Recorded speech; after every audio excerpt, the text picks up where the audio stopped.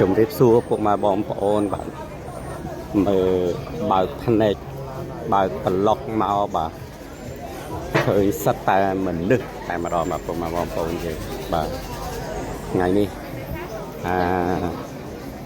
នៅក្នុងបណ្ដាញសង្គម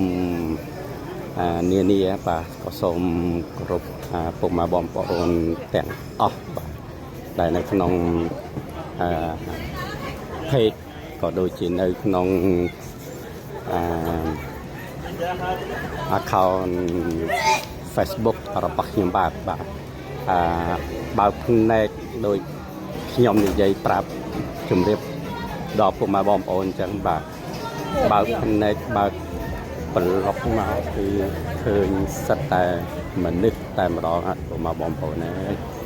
បាទមិនគួរជឿហ្នឹងហើយគឺមនុស្សច្រើនហ្នឹងហើយណាពុកម៉ែបងប្អូនឃើញស្រាប់ហើយគឺមនុស្សច្រើនមែនតើហ្នឹងហើយតើស្មាននេះពុកម៉ែបងប្អូនសុខសប្បាយជាទេហើយក៏សូមជូនពរពុកម៉ែបងប្អូនទាំងអស់គ្នានៅក្នុងឱកាសបុណ្យ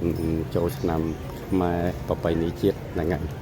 សូមឲ្យពុកម៉ែបងប្អូនអស់គ្នាជួបនៅតែសំណាងល្អគ្រប់ក្រុមគ្រួសារពុកម៉ែបងប្អូនយើងបាទហ្នឹងហើយបើយើងនិយាយថាមនុស្ស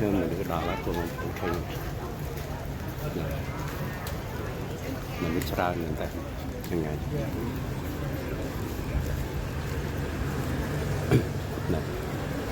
ហើយខ្ញុំបាទសូមខន្តីអភ័យទោសផងបាទបើសិនជាមានការនិយាយទៅ